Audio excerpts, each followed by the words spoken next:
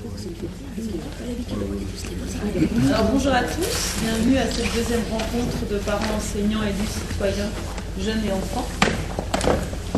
Alors je vais vous présenter un petit peu Bernard Collot avant de lui laisser la parole. Donc, il a été fondateur de réseaux d'enseignants et d'élèves dans le Beaujolais et dans la Vienne.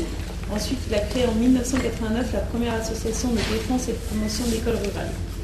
4 ans plus tard, cette association se transforme en CREPS, Centre de recherche des petites structures et de la communication, qui part du constat qu'un enseignant est avant tout un enseignant-chercheur et la classe un laboratoire. La classe devrait être donc un système vivant, en constante évolution en fonction des individus qui interagissent. Auteur de plusieurs ouvrages, Bernard Collot met en avant la construction des langages chez l'enfant pour devenir un adulte autonome et la place de l'école dans cette construction. C'est donc sur la question pourquoi, comment faire de l'école un système vivant sécure que Bernard Collot a accepté d'animer un atelier ce matin. Je vous laisse donc la parole, il va vous expliquer un peu comment il voudrait que ça se déroule. D'accord. Je voudrais juste poser une petite question avant. Je voudrais que ceux qui sont non enseignants lèvent la main.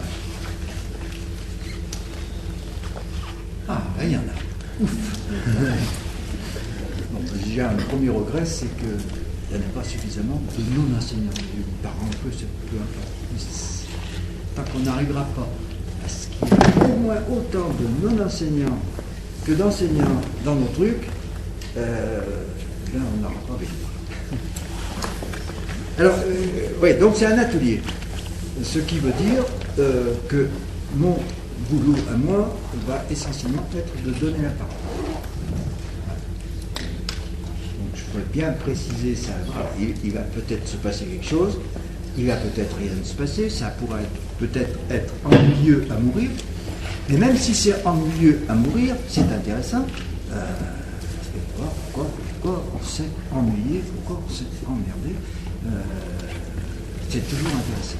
Alors, rappelez-vous de ce que dit Albert hier, c'est pas possible, c'est intéressant. Bon, donc, et je voulais suggérer. Ça s'entend pas très bien. Difficile. Allez voir, je vais se rapprocher. Ouais. Vous parlez plus fort. Ou alors. Je vais essayer de parler plus fort, c'est bon comme ça? Ouais. Et donc je dois suggérer quelque chose. Si, à la fin, ou pendant, peu importe, dans la foulée, si tous ceux qui le peuvent ou le veulent pouvaient écrire un ressenti, une phrase, une ligne, 2 lignes, 10 pages si vous voulez, peu importe, sur l'atelier, ce qui se passe dans l'atelier, pas une synthèse, vous embêtez pas à faire des synthèses, vous embêtez même pas à être objectif, subjectif, oui, carrément subjectif. De toute façon, on n'arrive jamais à être objectif. Et puis faire des synthèses, on s'en sort jamais, c'est pénible. Je vous suggère cela, parce que si vous pouviez ensuite l'écrire dans la foulée, sur un papier, vous le laissez aux organisateurs. Bon, vous laissez le dire après vous. Et ça pourrait se poursuivre tout l'après-midi. C'est bien que lorsque la journée se termine, la soirée même se termine, eh bien, on a accumulé tout un certain nombre de ressentis que les organisateurs ensuite n'ont plus qu'à passer à l'ordinateur, imprimer, etc. Et ensuite, on a une vue, une vision de ce qui s'est passé pendant cette journée entre tout le monde, et c'est ça qui va nous servir. Parce que je sais bien que lorsqu'on rentre chez soi, on a toujours un tas de choses qui tournent dans la tête, mais après, il y a la maison, il y a les mômes, il y a le boulot, etc. Et ça passe.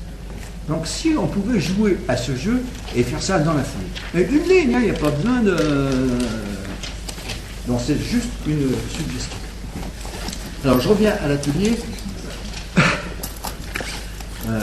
Bon, j'ai essayé de situer dans le thème de cette journée, sur les systèmes vivants et l'État sécure. Et c'est un vieux dada qui date depuis longtemps chez moi. Lorsqu'on se pose un problème, si on ne le situe pas dans une problématique, eh bien, on peut retourner le problème pendant des ans et des siècles et rien ne bouge.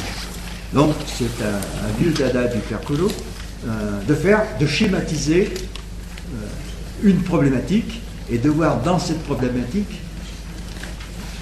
à quel problème on va s'attaquer. Alors, je l'ai faite à l'avance. J'espère que tout le monde l'a lu, de telle façon qu'on ne perde pas de temps à du blabla pour réexpliquer, etc. Cette schématique, elle est absolument arbitraire. Et on peut en faire 10 complètement différentes. Bon, donc, et aussi, elle est simplifiée. Parce que vous allez me dire, ouais, dans ton schéma, il manque des tas de choses. Oui, effectivement, il manque des tas de choses. Dans d'autres situations, lorsqu'on, par exemple, va travailler sur la coéducation, c'était à peu près une schématique semblable, mais plus complexe, avec d'autres espaces et d'autres choses. Donc, ce que je vous propose, dans un premier temps, rapidement, on peut voir ensemble s'il y a quelque chose qui gêne dans cette problématique. Donc, tout le monde l'a lu? Alors, justement, pour ceux qui... on a mis en entrée libre des petits livrets. Je vous les fais passer et je vous demande juste de les remettre là-bas pour ceux qui ne veulent pas les garder. Parce que sinon, on va prendre tout notre temps à en discuter de ça. Donc, il faudrait qu'on rentre rapidement dans le vif du sujet, parce que le vif de notre sujet, dans le schéma, le vif du sujet, c'est ce rond blanc là. Et je vous propose qu'on se concentre ensuite sur ce rond blanc de l'école. D'étudier la problématique.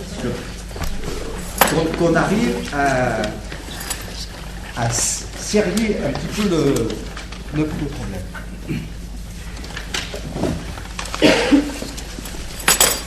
Donc, je vous laisse rapidement regarder ça. Bon, on voit ce qui va pas trop bien, ce qui convient pas, mais on le fait le plus rapidement possible. Et ensuite, on va voir comment rendre l'école un système vivant et sécurisé.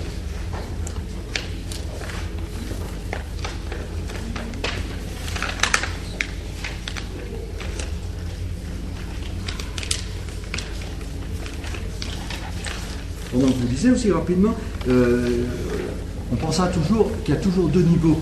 Il y a le niveau de l'immédiat, du contexte dans lequel on est, etc. Et il y a aussi le deuxième niveau, à l'école qu'on voudrait. Voilà. Donc on va sûrement naviguer entre les deux, mais chaque fois, on se replace. Si on est dans, appelons l'utopie, mais il faut aller dans l'utopie. Et puis si on est aussi dans le charbon, dans le cambouis. En ce moment, on est plutôt dans le cambouis.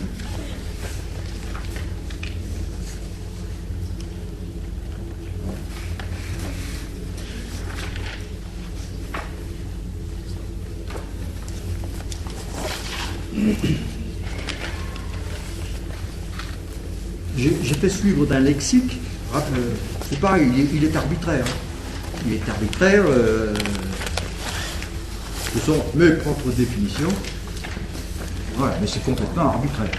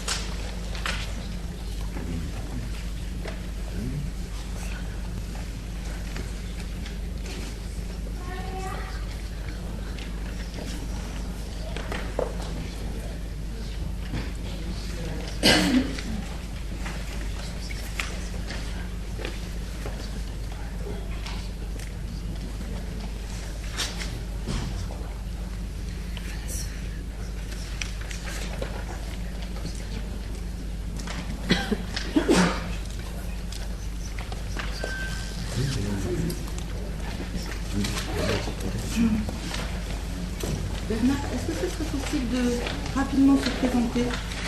Ça vous vient, en tout cas, si je vous demande, juste de dire son nom, de dire d'où on est, si on est parent, et voilà.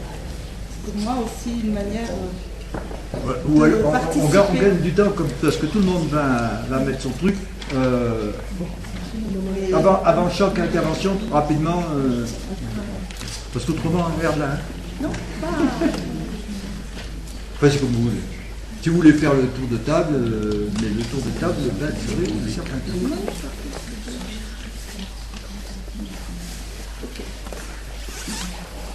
Donc dès que vous prenez la parole, rapidement, voilà.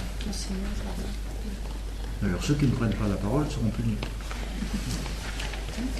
Ils sont privés de dessert. Ça ne veut pas dire qu'on ne réfléchit pas. Évidemment.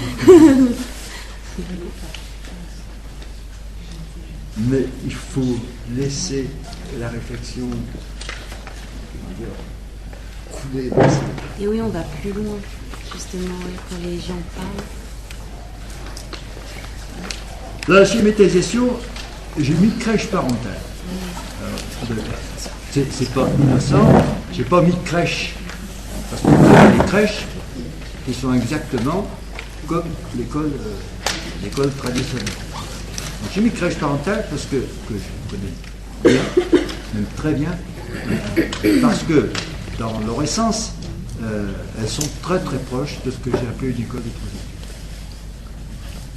Voilà, donc pour moi, les crèches parentales sont vraiment une entité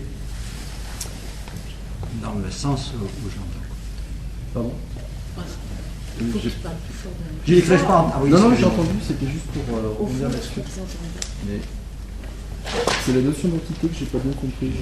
Quand tu dis que l'école n'est pas un espace, n'est pas une entité, je comprends pas le. Une entité, on peut appeler ça aussi un système vivant. Donc c'est ce qui, dès l'instant où tu as un ensemble d'éléments qui sont en interdépendance, qui dans cette interdépendance vont constituer un tout, un corps vivant, on va l'appeler une entité. Donc il y a la notion d'interdépendance. C'est pour ça que je suis parti un petit peu au point de départ, puisque l'embryon et la mère, cette fois, c'est frappant, ça forme un tout. Ça forme un tout, c'est une entité. L'interdépendance est totale. Au moment de la naissance, il y a une séparation des deux éléments. Mais ces deux éléments, ils sont toujours dans un état fusionnel, donc il faut qu'ils maintiennent cette entité d'une façon ou d'une autre. Et c'est un petit peu, on arrive peu à peu, pour arriver à l'autonomie, un petit peu, ça va être ça. Ça va être dans des systèmes vivants. Je reviens beaucoup sur cette histoire de système vivant à propos de l'apprentissage de la parole, qui est pour moi l'apprentissage le plus complexe qu'un petit homme a à réaliser. Dès qu'on pense à ce que c'est que la parole, c'est absolument fabuleux ce que ça doit créer, tout ce que la parole doit créer. Donc pour moi, c'est vraiment le plus complexe.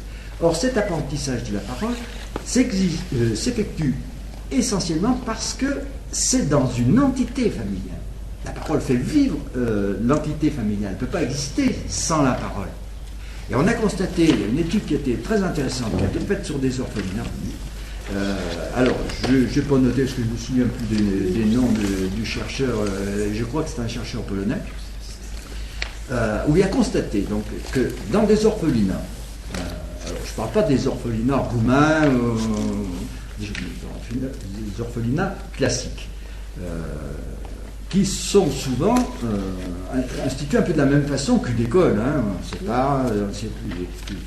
C'est un peu comme une école, un orphelinat.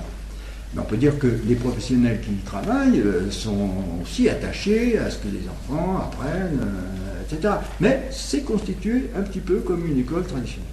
Dans ces orphelinats-là, le déficit au niveau du langage oral, globalement, était absolument étonnant.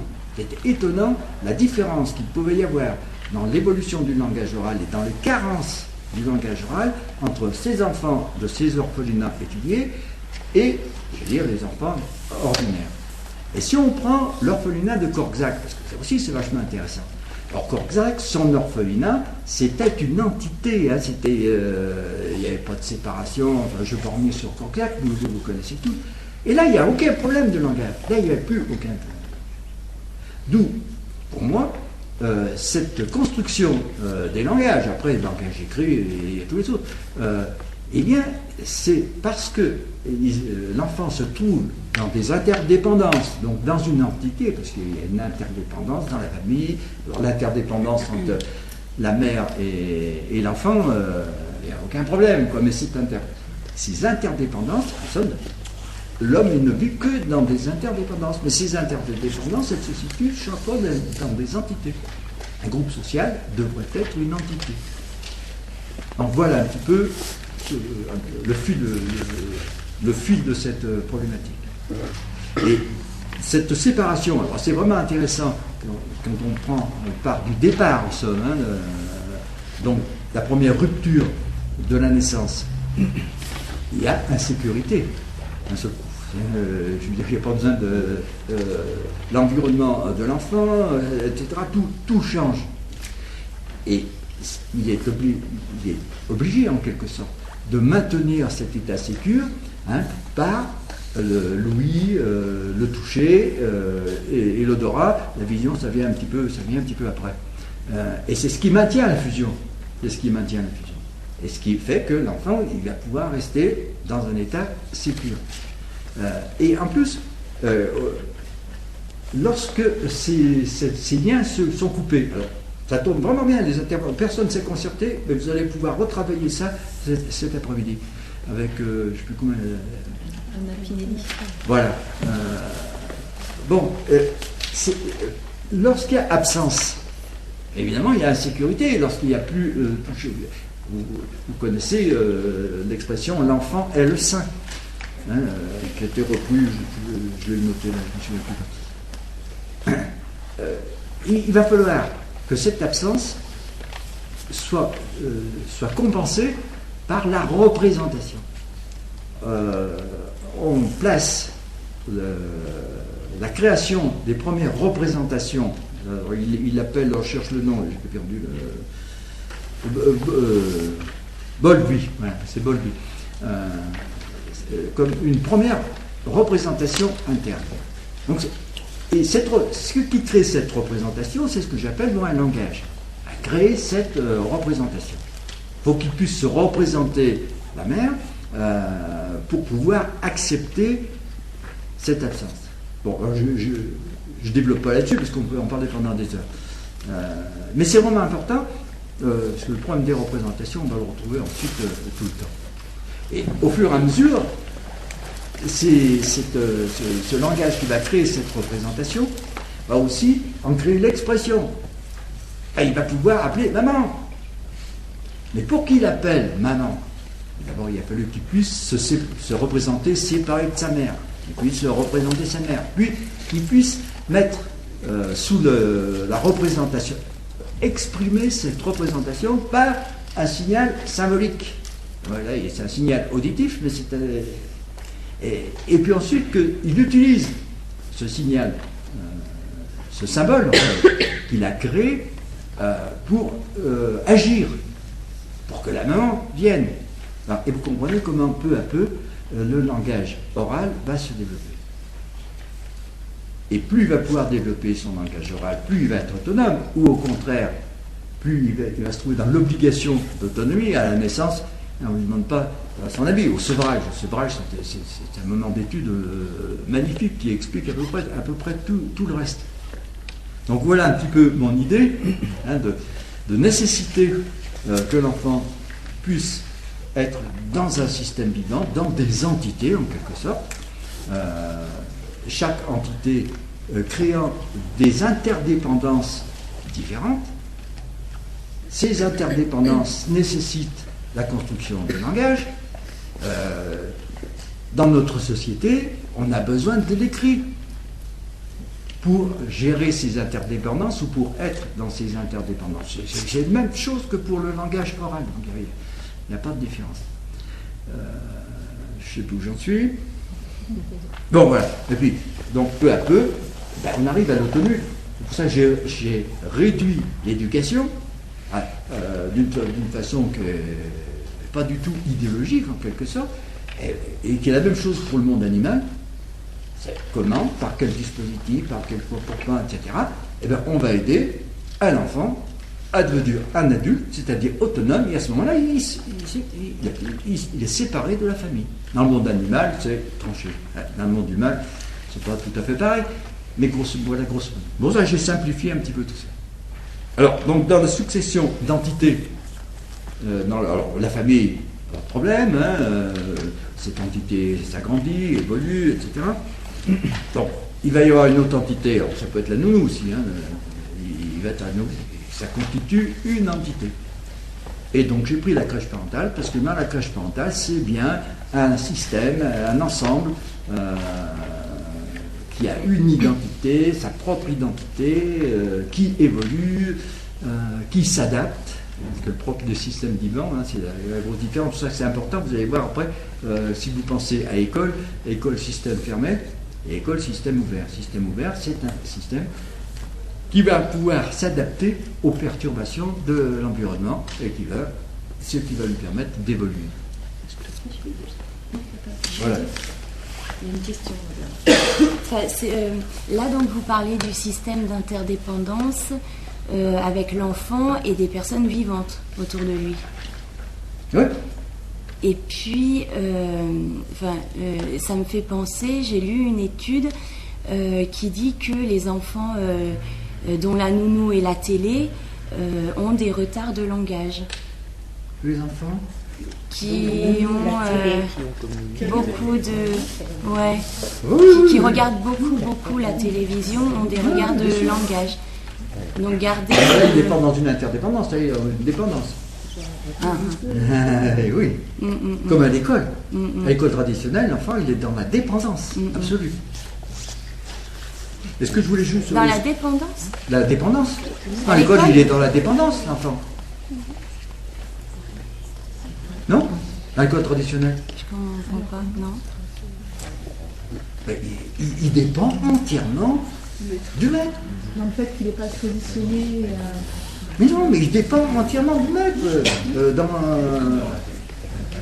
n'y a aucun choix. Mais il n'y a pas que le maître Il dans fait ce qu'on l'école. lui dit de faire, par exemple. C'est un bon élève s'il fait ce qu'on lui dit de faire. Alors l'école traditionnelle castratrice, Ah bah oui, qui bien n'est sûr. pas Ah dans oui. ce sens-là. Oh là, il n'y a pas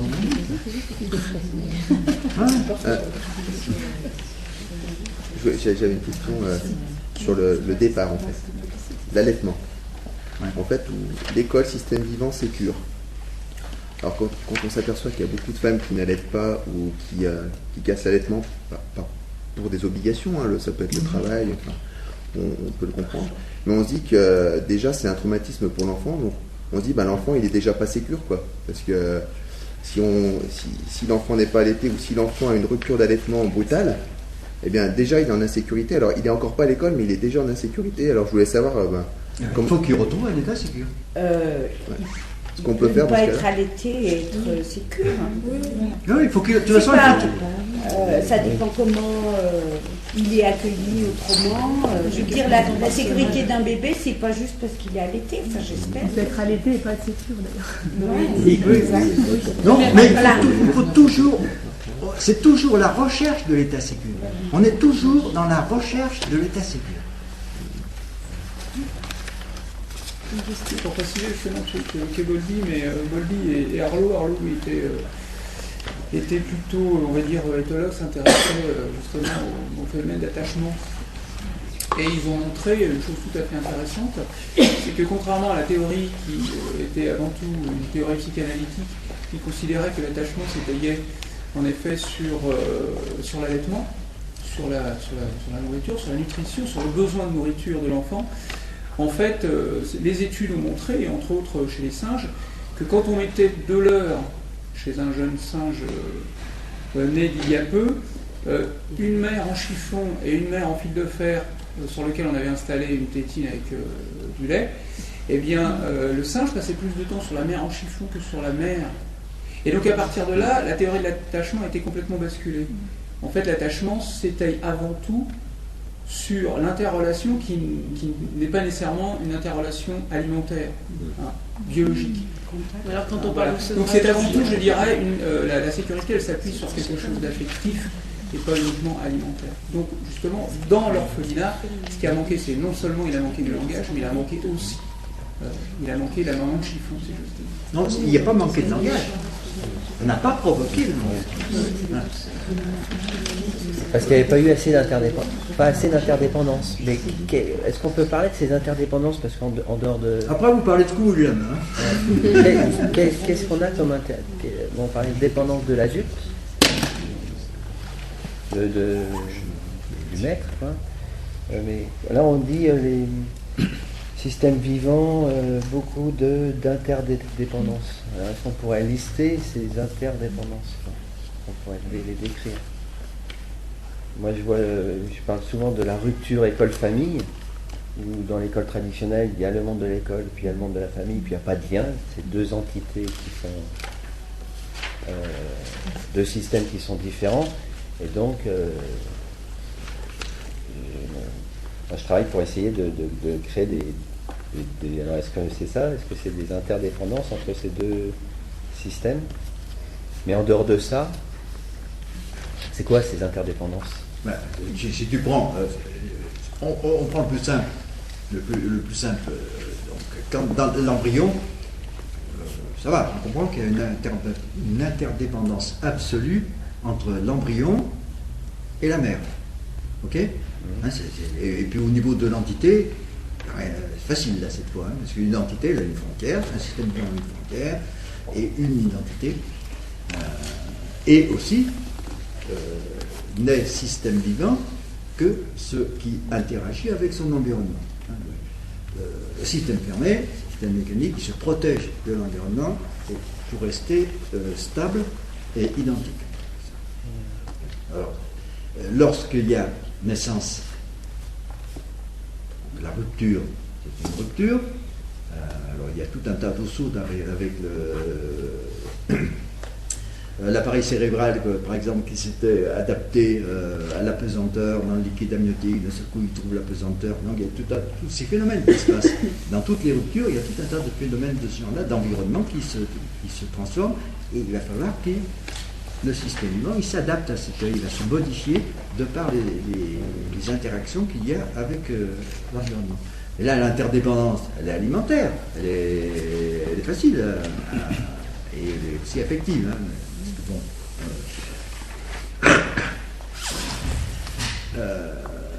tu passes au sevrage, il y a un changement d'interdépendance. Il y a toute cette représentation de lui-même, hein, pour que la séparation du sein, c'est aussi l'individuation. Je vis sans le sein, je vis à part du sein. En fait, là où ça a été développé, ça a été développé pas mal. Il y a toujours interdépendance là aussi, parce qu'il y a ne serait-ce que l'interdépendance alimentaire. Mais il y a l'interdépendance ici, la mère qui est obligée d'aller donner le biberon, etc. Tu comprends ce que je veux dire dans l'interdépendance?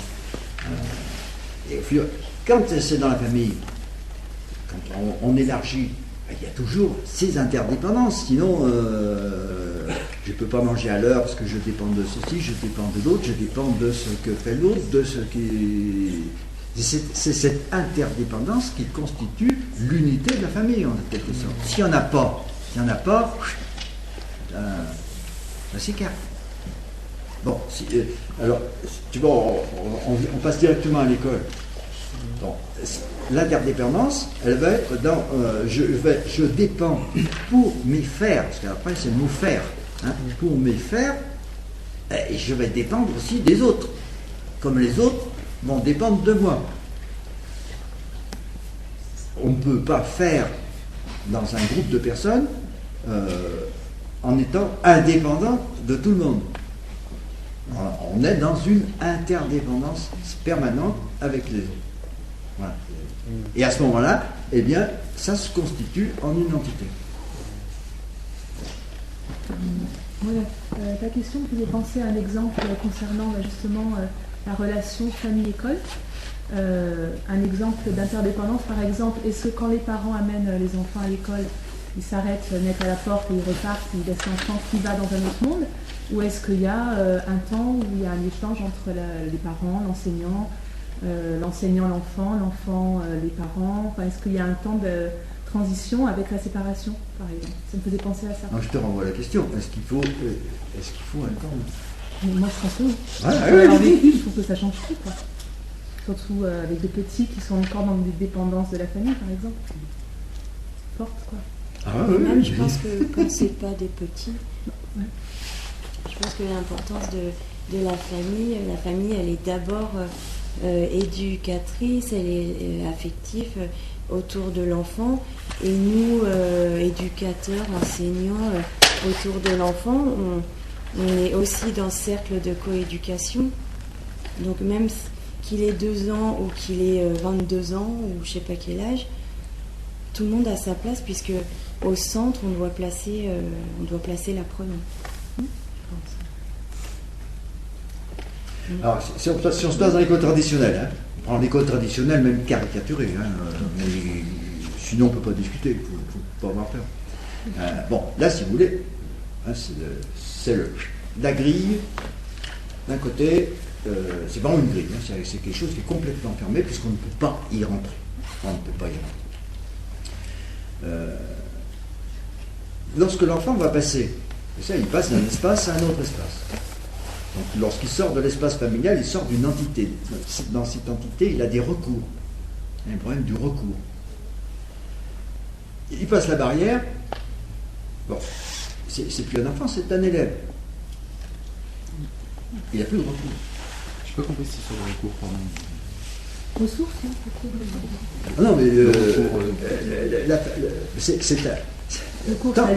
tant que l'enfant n'est pas autonome, à multitudes d'occasions, il a besoin d'avoir recours et il a recours à qui? Il a recours à sa mère, à son père, parce qu'il y a les liens affectifs. Alors c'est vrai qu'on peut, là aussi, on peut discuter et explorer ça pendant des heures. Et on va poser comme a priori, en somme, qu'il n'y a pas de problème, qu'effectivement, il a besoin, tant qu'on n'est pas dans l'autonomie complète, on va avoir besoin de recours. Si on n'a plus besoin de recours, c'est qu'on est autonome. On a toujours besoin des recours. Non, mais il ne se situe pas de la même façon. D'accord. Il ne se situe pas de la même façon. Donc, dans le passage brutal, parce qu'il est brutal et il est quotidien, donc c'est comme un sevrage. C'est-à-dire que je me suis beaucoup attaché au sevrage. D'abord parce que je l'ai vécu à 5 reprises, enfin, pas moi, mais je l'ai vécu quand même. Mais pas la même, à 5 reprises. Et ça m'a passionné, et pas facile. Mais pour moi, c'est quelque chose de fondamental, parce qu'on va le retrouver chaque fois. Lorsqu'il va passer à la crèche, c'est un sevrage aussi. Mais la différence avec l'école, c'est que la crèche prend en compte ce sevrage. Hein, et crée une transition, il y a une transition qui est cette fois consciente, et les éducateurs le savent, et c'est que peu à peu, quand l'enfant peut avoir recours cette fois à l'intérieur de l'entité où il vit, et il va être dans un état sécure. Il faut qu'il puisse, et dans l'histoire du recours, il y a évidemment les liens affectifs, hein, il n'y a aucun doute, c'est pas que matériel. Mais dans cet espace de la crèche aussi, l'enfant, il va y faire. Hein, c'est-à-dire, on ne fait pas une crèche pour apprendre aux enfants à parler. Moi, j'ai jamais entendu dire que j'envoie mon môme à la crèche pour qu'il apprenne à parler et à marcher. J'ai jamais entendu dire ça, ça vient à l'idée de personne.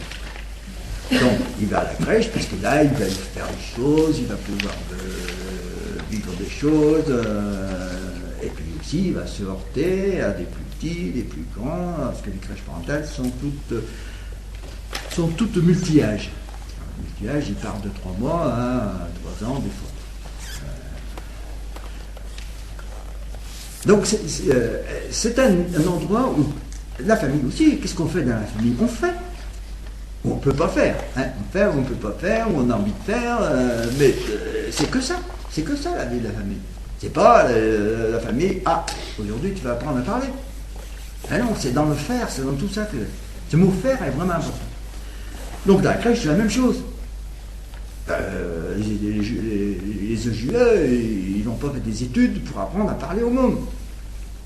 Et pourtant, dans la crèche, le langage oral, le langage de la motricité, il continue à se développer. Il se continue. Et pourtant, il n'était pas fait pour ça. Et pourtant, c'était pas fait pour ça. Alors après, vous passez au sixième stade. Bon, nouvelle rupture, cette fois, école.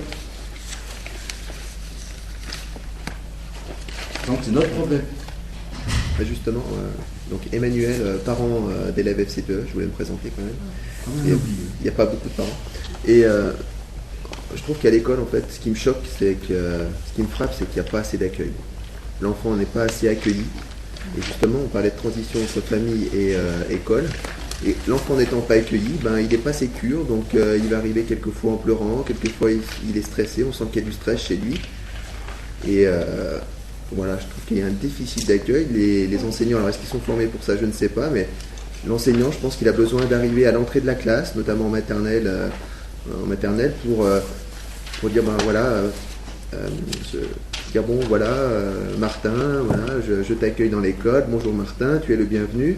Ça c'est primordial, et je m'aperçois qu'il y a beaucoup d'instituteurs encore qui ne le font pas forcément, et vous avez des classes complètes quelquefois qui arrivent notamment en début d'année en pleurant à l'école parce que l'institut est au fond de la classe et n'accueille pas l'enfant, et ça je pense que c'est un vrai problème.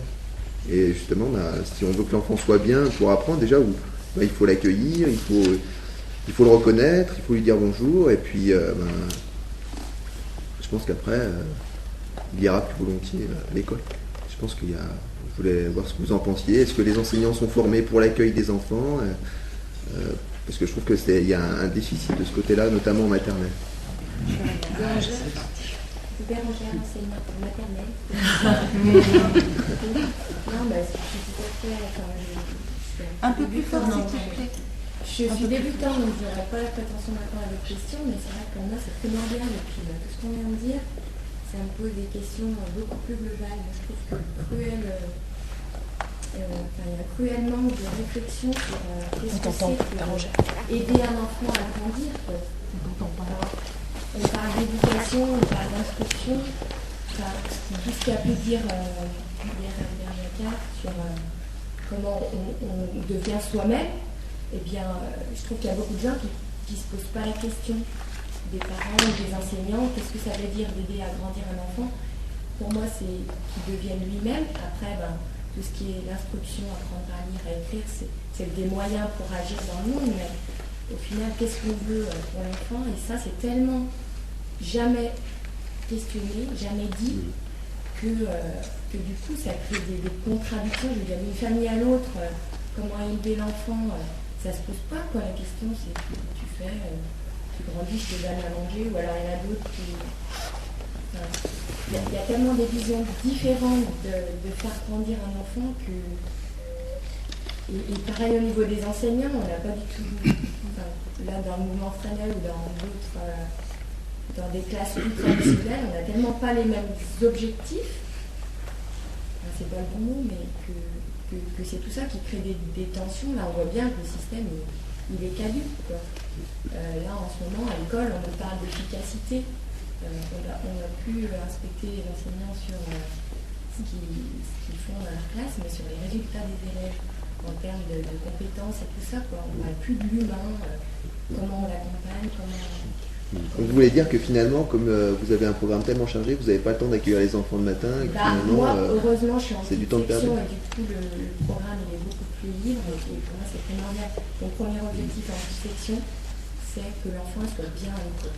Je me dis, s'il est bien à l'école, c'est gagner la première marche, elle est franchie, et il sera capable d'aller vers les apprentissages, et puis surtout d'aller vers lui-même, quoi. Et lui dire ça aussi. On ne dit pas aux enfants pourquoi on apprend. Enfin, voilà, on apprend des choses, mais aussi on essaye d'être bien. Ça va. Je trouve que l'école, elle va bien au-delà d'apprendre des choses, quoi. Et que ça, c'est jamais dit. Mais dans les familles aussi, je veux dire. Moi, je suis contente d'être là parce qu'on se pose ces questions-là, mais elles ne sont jamais posées au grand jour.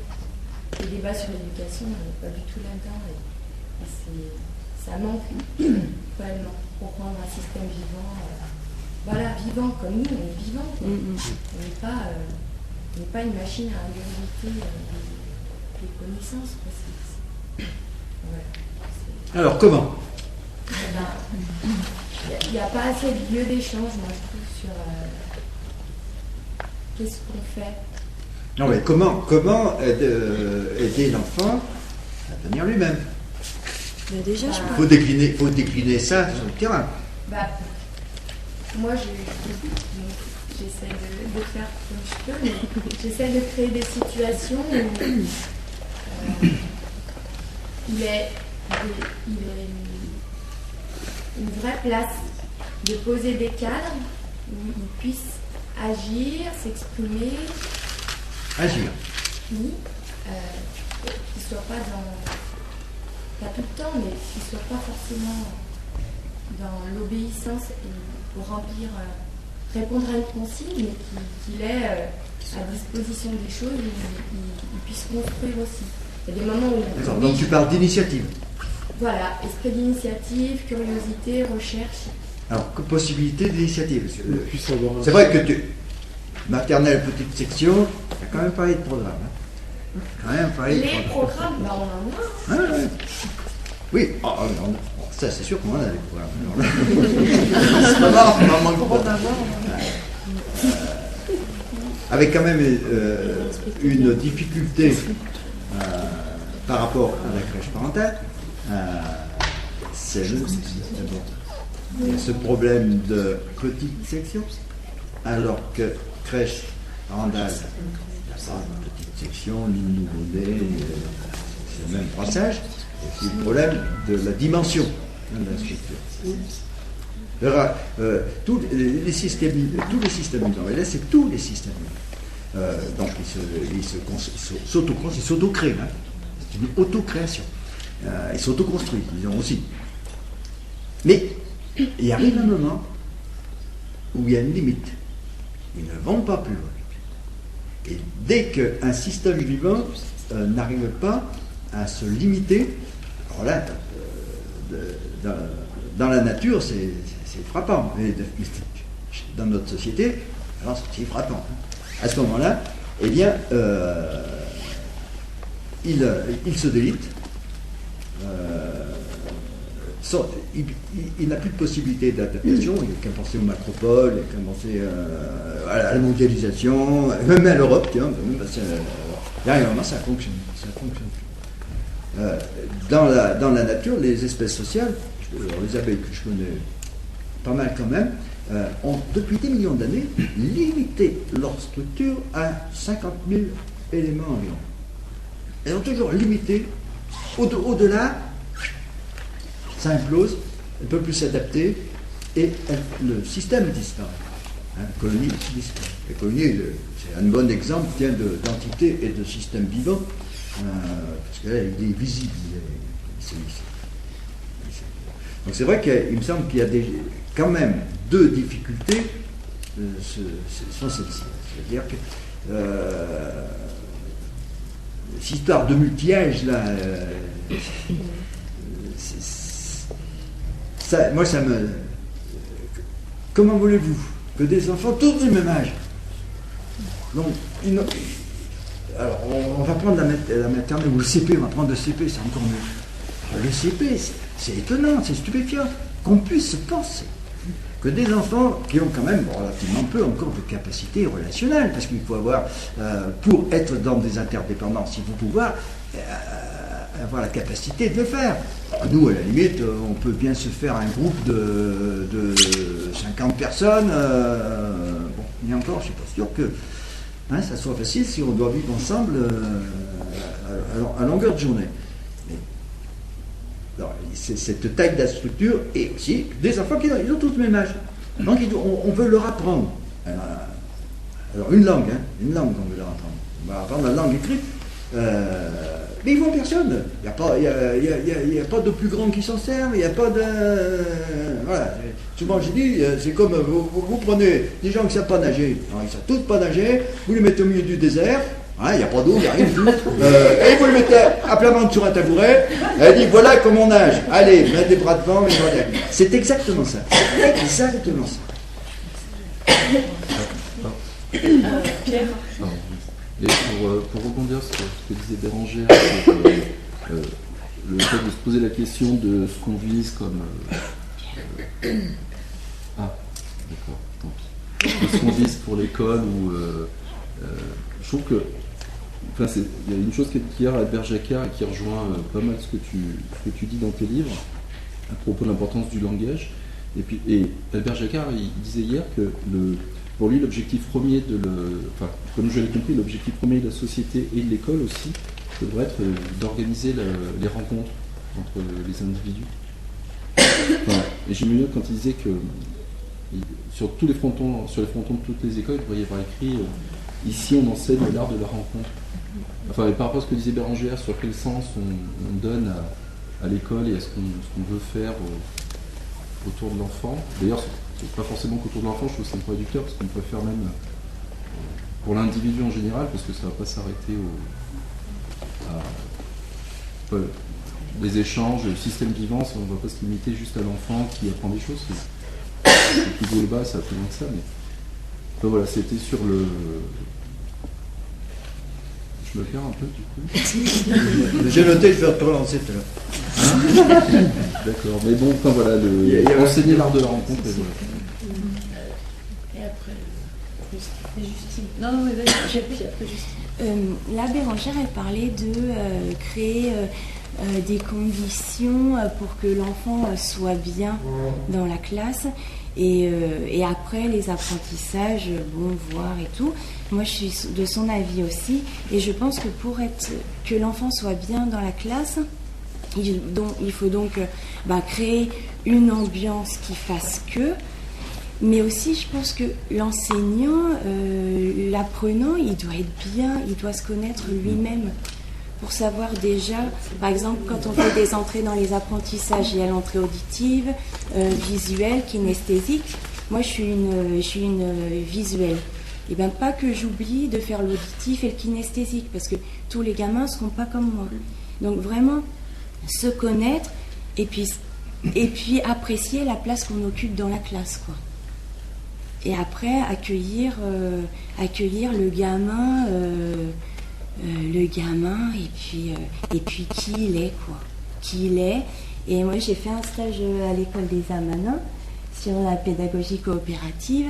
Et c'est aussi apprendre à être en paix avec soi-même d'abord, en paix avec les autres. C'est essayer de mettre en place... comment ça s'apprend, ça?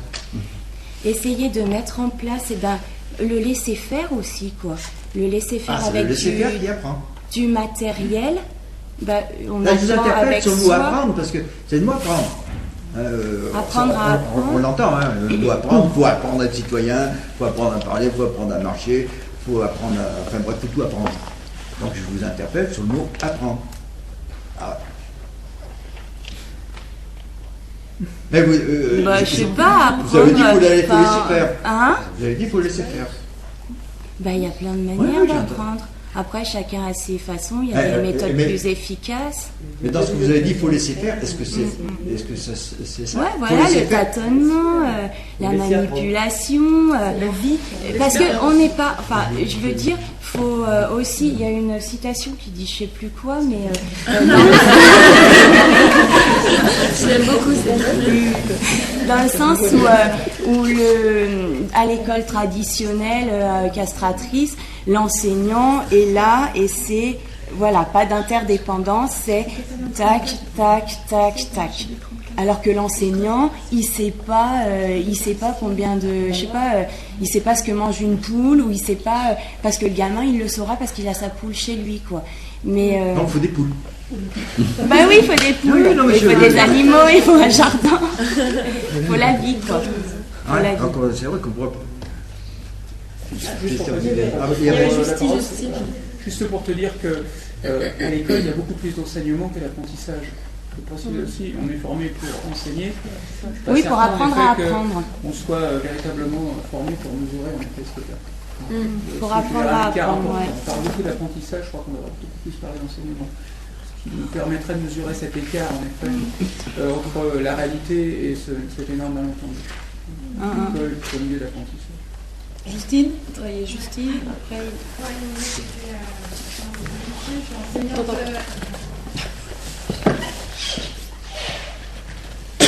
Oui, je suis enseignante sur le plateau. Et c'était sur le comment, je change un peu l'axe, mais pour rebondir sur votre intervention par rapport à l'accueil de l'enfant en maternelle. Et Bernard, tu disais oui, mais alors comment à l'école et donc tout à l'heure, tu parlais de cette grille, enfin, en schématisant, famille, après la grille et après l'école. Ce qu'on ne retrouve pas dans la plupart des crèches.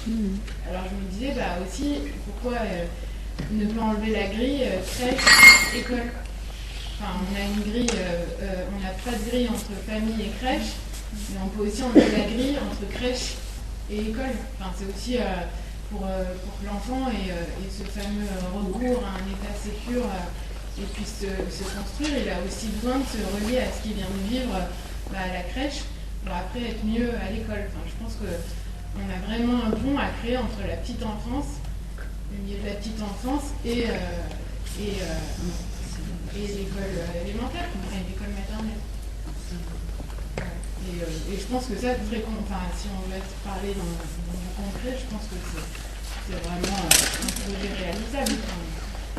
Qu'il y ait des équipes de professionnels qui travaillent ensemble, c'est pas compliqué. Enfin, c'est pas compliqué. C'est faisable. Je pense que c'est malgré l'institution, malgré les carences de l'institution, je pense qu'on a quand même, nous en tant que professionnels, des choses avec les parents. Christian ? La seule condition, c'est que ces échanges entre les crèches et les écoles maternelles ne soient pas dans un objectif qui est que la crèche tente de reproduire, je dirais, ce qui est particulièrement inadmissible à l'école maternelle, c'est-à-dire cette école maternelle qui elle-même tente de se rapprocher de plus en plus, pourquoi se rapprocher, excusez-moi c'est un lapsus, qui est la copie conforme aujourd'hui de ce qu'on essaye de faire à l'école élémentaire. Donc cette espèce de cercle absolument infernal se retrouve, comme le disait Bernard en début de son intervention, dans les crèches également. Donc si le rapprochement, c'est simplement pour essayer de se ressembler, j'ai envie de dire tout de suite, non. Non, il y a là. Alors, moi, je voulais me présenter. Alors déjà, je suis enseignante et aussi maman. Et je voulais... Non, pas très bien. C'est pas bien. Vaut mieux. Donc, je disais que je suis enseignante et aussi maman. Et je voulais témoigner par rapport à la question de l'accueil sur une situation que j'ai vécue cette année, mais en tant que maman. Donc j'ai ma fille qui est en CP, dans une école traditionnelle. Et elle a eu 2 enseignants cette année, donc une enseignante titulaire et puis une remplaçante. Et j'ai été marquée par la différence qu'il y a eu par rapport à l'accueil le matin dans la classe. Donc c'est-à-dire qu'avec son enseignant titulaire, le matin on arrive, les enfants doivent aller à leur bureau, ne doivent pas échanger entre eux, doivent s'occuper, ont déjà des choses qu'elle propose. Elle est à son bureau, elle regarde sans doute son cahier journal. Enfin, elle est déjà... La rencontre est interdite. Voilà, la rencontre est interdite. On peut dire comme ça, on peut dire la rencontre est interdite. Voilà. J'essaye de relier avec... Voilà, il y a un climat plutôt silencieux, plutôt intimidé, je dirais. Enfin voilà, il y a une forme de silence, pas très vivant, on va dire. Et puis, lorsque la remplaçante est venue, il y a eu tout d'un coup une toute autre ambiance dans la classe. Et moi, en tant qu'enseignante, ça m'a donc interpellée. Moi, je viens régulièrement avec mon bébé qui a donc depuis le début d'année Candide, enfin qui a 15 ans maintenant. Donc il arrive, en général, il est très intéressé, donc il se pose dans la classe. Moi, je le pose par terre, et puis il observe. Et donc jusqu'à maintenant, les enfants n'avaient pas tellement le droit de venir le voir, alors que beaucoup d'enfants avaient envie.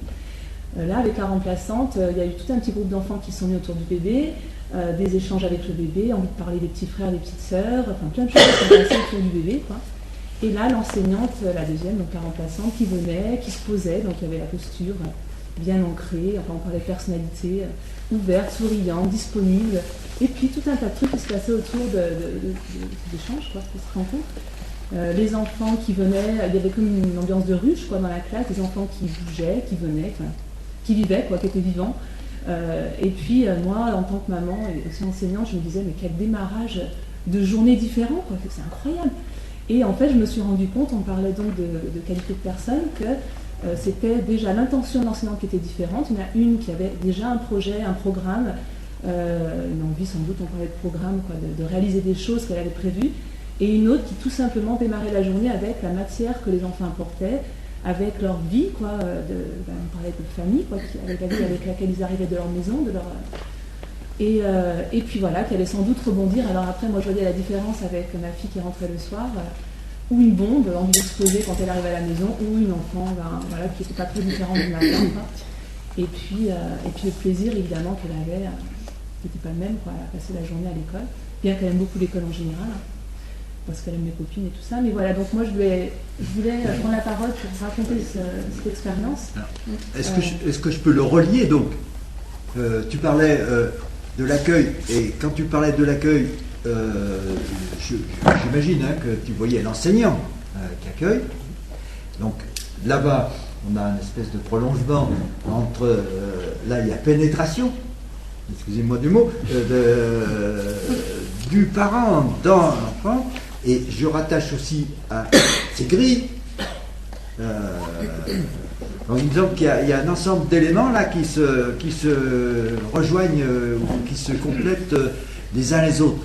Et après, il faut dire quand même, cette grille, c'est pas aussi facile que ça, de faire tomber la grille. Voilà. Après, je vais essayer de vous pousser plus loin. Il faut qu'on se pousse plus loin. Bérangère. Ah, il y a Bérangère. Ah non, oui, c'est sur le même sujet.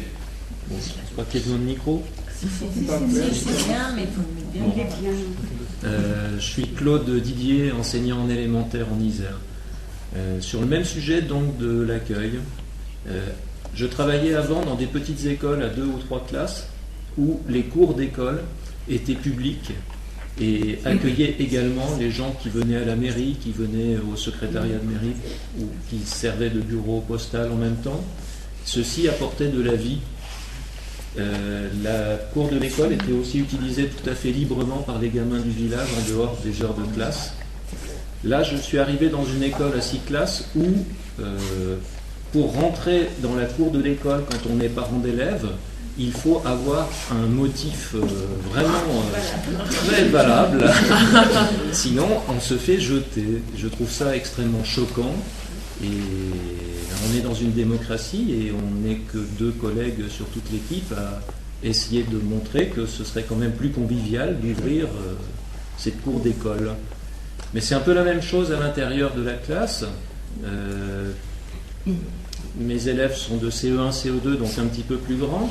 Et il se trouve qu'on essaie d'instaurer avec mon collègue complément de service qui travaille dans le même état d'esprit que moi, une place pour la vie au début de la journée de classe, notamment sous forme de l'entretien, du quoi de neuf, ou bien de présentation de livres ou de journaux, ou de choses comme ça. C'est aussi frappant de voir que dans de nombreuses classes, il y a une rupture entre le vécu de l'enfant dans son village, dans son quartier, dans sa ville, et puis l'apprentissage. Et quand on essaie de construire les apprentissages sur le vécu quotidien des enfants, on valorise à la fois cette culture collective du village, du quartier ou de la ville, et on construit des apprentissages qui donnent du sens. Bérangère, il y avait Bérangère. Tu veux peut-être réagir?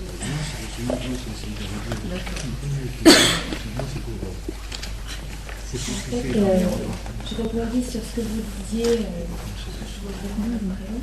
c'est que quand je parlais moi, de l'accueil le matin, j'accueille les enfants, mais j'accueille beaucoup les parents aussi. Parce que, comme je disais tout à l'heure, je trouve qu'il y a parfois une grande différence d'intention je me répète peut-être, mais sur ce que c'est que d'éduquer, d'élever, de faire grandir un enfant, suivant les parents, suivant les enseignants. Et moi, j'ai beaucoup de parents qui arrivent encore plus stressés que leurs enfants le matin à l'école, parce que leur enfant, il ne sait pas faire une phrase avec je. Voilà. Les enfants sont très différents, on le sait, ils n'évoluent pas tous à la même vitesse dans les mêmes domaines. Et les parents, en fait, ils ont déjà la pression de mon enfant, il devrait être là, il n'en est pas là, qu'est-ce que je fais? Et je fais au moins 20 minutes d'accueil, juste à parler avec les parents, le soir, pareil, parce que ils ont déjà la pression de, en petite section, mon enfant, il devrait être là, il n'a pas fait ça, et je leur explique. Enfin, voilà, j'essaie de les rassurer. Donc je fais aussi du lien sécurisant avec les parents qui n'ont pas, vu qu'on n'a pas les mêmes intentions peut-être, c'est peut-être pas clair chez eux, c'est peut-être pas conscient pourquoi on emmène l'enfant à l'école, suivant le vécu qu'ils ont eu eux avec l'école, suivant ce qu'ils attendent de l'école, suivant ce qu'on leur fait croire que c'est que l'école. Et il y a tellement des visions comme ça différentes de l'école qu'on ne sait plus où on en est, quoi. Enfin, que beaucoup de gens ne savent pas ce que leur enfant fait à l'école, ou qui ont une idée de ce qu'ils font à l'école. Et le regard sur l'enseignant, il est très différent. Il y a autant de parents que de vision de l'enseignant. Et moi, je suis obligée de redire ce qu'on fait, qu'on leur laisse le temps. On est à la maternelle, on est là pour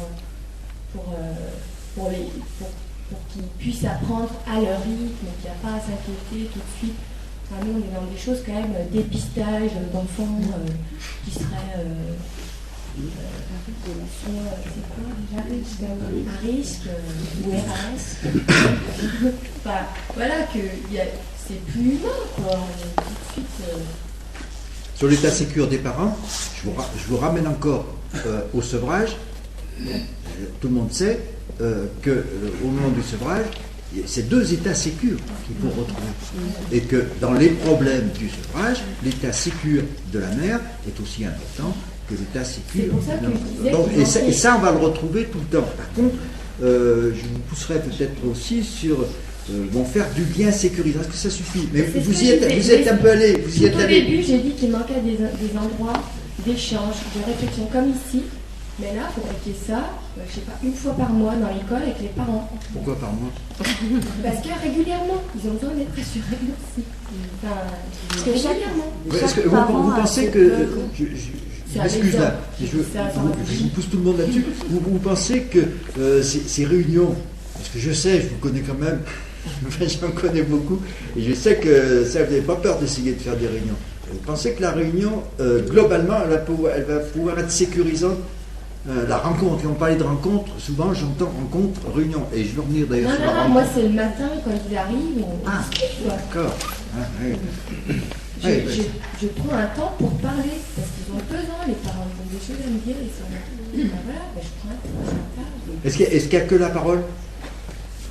Vous avez dit quelque chose, bon, je n'arrive pas à tout mémoriser, mais vous avez parlé, quand non, c'était avec...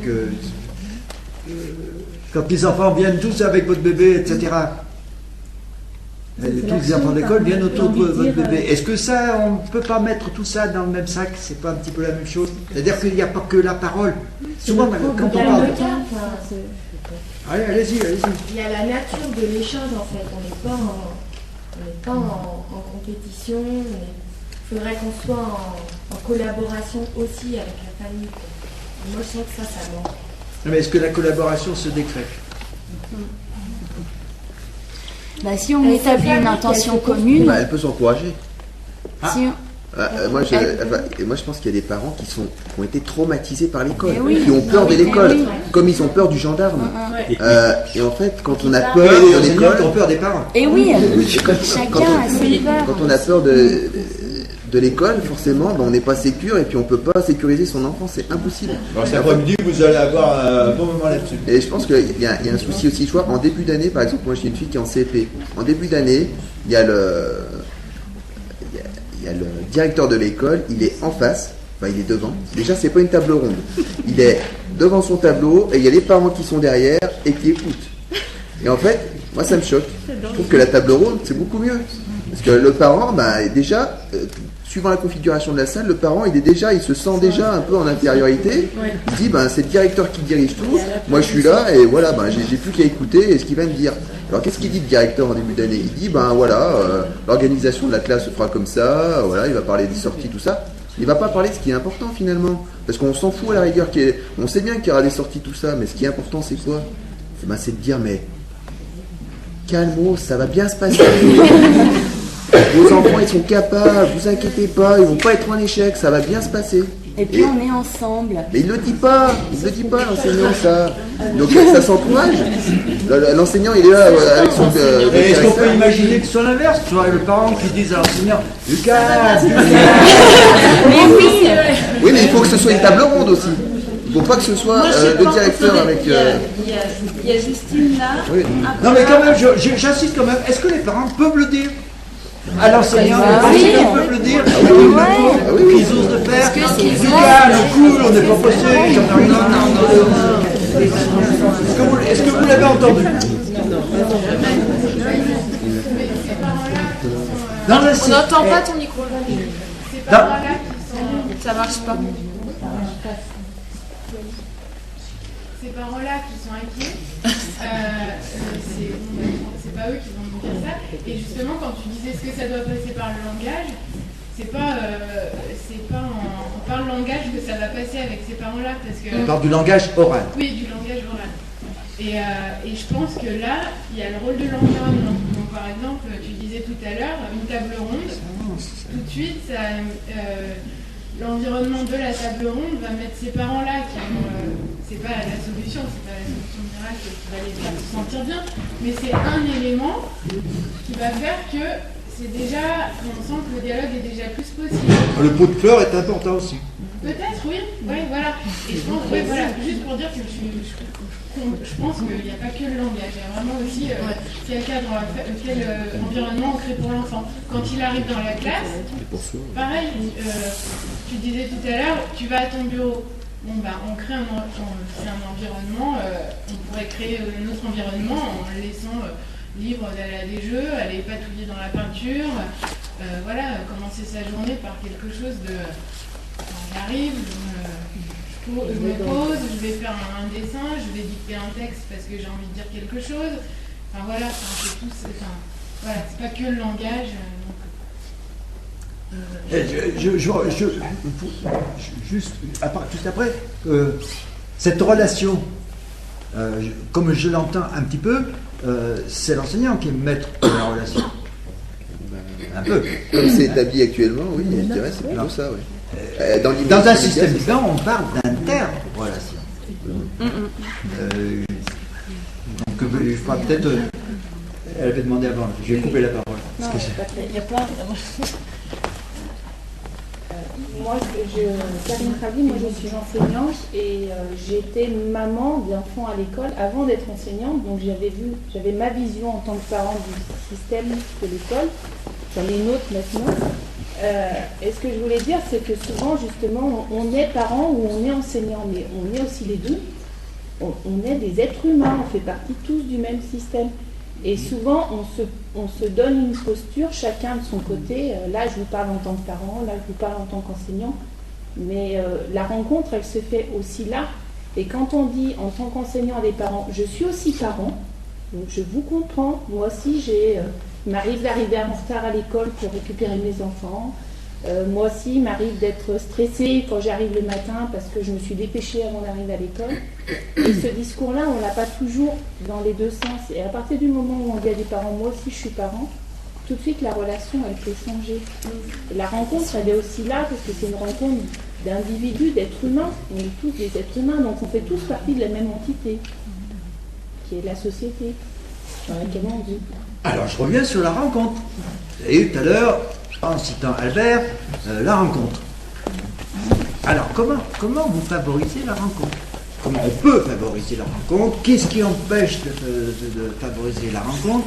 J'aimerais bien en savoir plus sur la rencontre.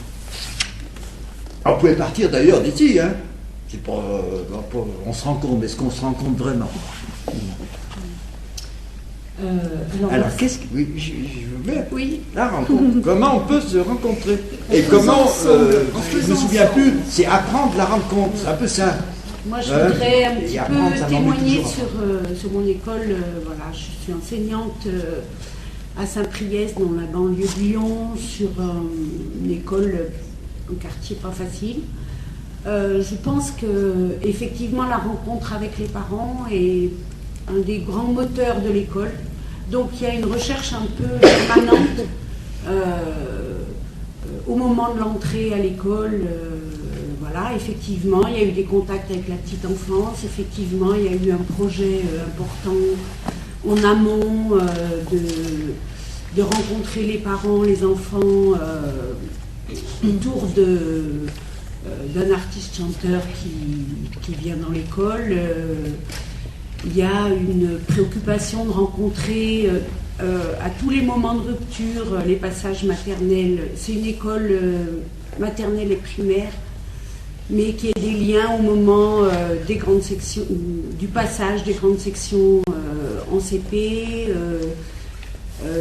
Quand on part en classe verte, il y a ouverture, il restait des places, il y a des parents qui ont pu nous accompagner pour qu'ils soient rassurés, pour voir comment ça se passait là-bas, ils sont rentrés avec le car.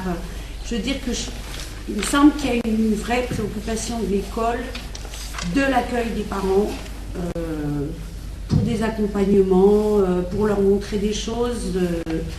Mais c'est vrai que c'est une volonté. J'avais envie de dire, quand j'entendais sur la petite enfance, je pense qu'effectivement, dans chaque école, il faut se saisir des choses on a des possibilités de rentrer en contact, je sais pas, avec les structures qui sont à côté. Je pense qu'il faut le faire, quoi. Je veux dire,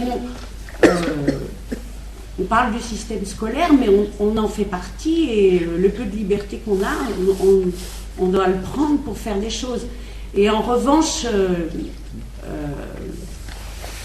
je suis un petit peu sur les tables rondes, je veux dire, les moments où c'est que de la parole, c'est pas forcément quelque chose dont les parents vont beaucoup se saisir. Donc l'occasion, voilà, bon, il y a eu des fabrications de gâteaux, il y a des parents qui sont venus, enfin, toutes les occasions sont importantes. Plus effectivement une conscience et une volonté d'accueillir vraiment les parents dans quelque chose qui est de l'écoute et de les recevoir régulièrement, soit sur leur demande, soit par des choses institutionnelles qui sont des rencontres régulières de tous les parents pour tous les élèves. Voilà, enfin toutes ces choses, je pense que c'est quand même ça qui fait que voilà, en tout cas, il ne faut pas les négliger, il faut se dire que c'est vraiment notre rôle et il faut y aller. Ouais, d'accord, mais je vais vous pousser quand même, parce que ça ne me satisfait pas. Je vais vous pousser quand même dans la rencontre. La rencontre, alors, on met un peu les parents à part. Comment vous faites, comment on peut faire pour que les enfants se rencontrent? D'accord? Puisque Albert avait dit, il faut apprendre la rencontre. Alors, dans l'école, comment on peut faire pour qu'il y ait cette rencontre et l'apprentissage de la rencontre? Eh bien, écoute, Bernard, je suis content. Je suis content de te rencontrer depuis tant d'années où je t'ai invité à l'UFM. Voilà, tu vois. Oui, c'est André Duny. Mais dans ton école, quand j'avais lu ces fameux articles, une école sans stress ni compétition dans une revue de parents d'élèves qui te caractérisait ta pédagogie du côté de Poitiers, la première chose que tu es venu expliquer quand je t'ai invité à l'UFM, c'était que ta classe, il y a des parents qui faisaient tous les jours de la menuiserie avec les gamins, qui venaient envoyer des fax et des messages internet, qui s'occupaient de la mare avec les gamins, qui montaient je ne sais plus trop quoi en menuiserie, bref, qui venaient même à franchir du courrier, si je me souviens bien. Bref, comme le disait la copine qui est devant, c'est en faisant ensemble avec les parents quelque chose. Et comment dire, c'est par la médiation d'un faire commun que les parents des milieux populaires. Parce que les parents, c'est une abstraction, hein, c'est comme l'Europe, l'herbe verte, l'amour. C'est une abstraction un peu bon.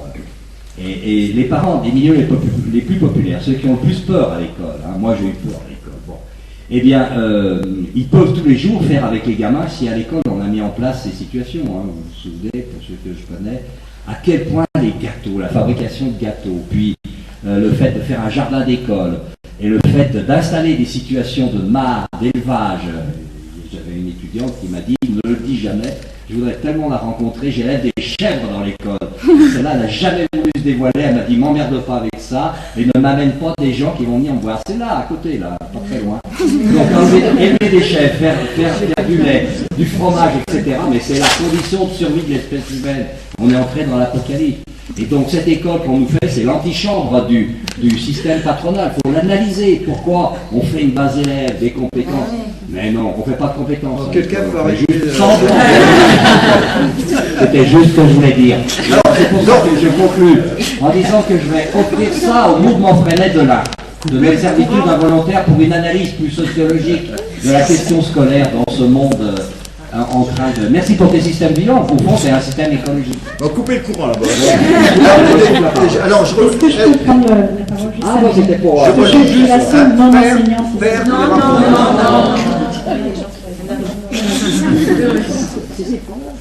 Non, mais prends-la. Moi, je ne suis pas enseignante. Bravo. Je travaille dans une MJC et j'essaye de travailler avec les enseignants qui sont à rue, en traversant la rue juste à côté de moi. Et je me rends compte que c'est très compliqué. Je vous rassure d'ailleurs, dans les MJC, l'accueil n'est pas mieux que d'ailleurs, c'est une horreur. On reproduit le même système que dans l'école, en parenthèse. Mais par contre, j'ai essayé depuis quelque temps de travailler avec quand même certains enseignants qui sont parfois pour, entre autres, mettre en place des expositions, mais pas que les enseignants.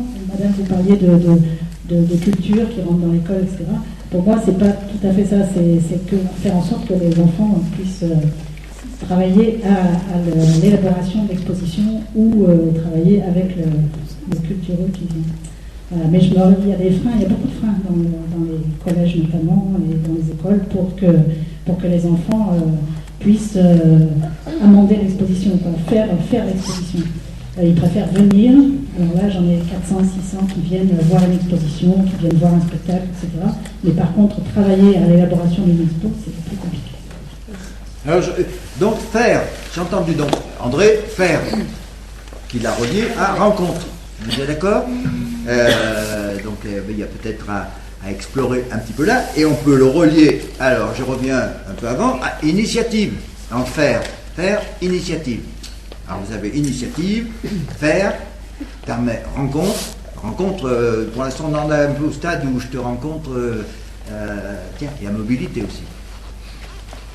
Je relance peut-être... Pas sur la rencontre. Pour l'instant je suis un peu insatisfait. Initiative, je suis un peu insatisfait là pour l'instant.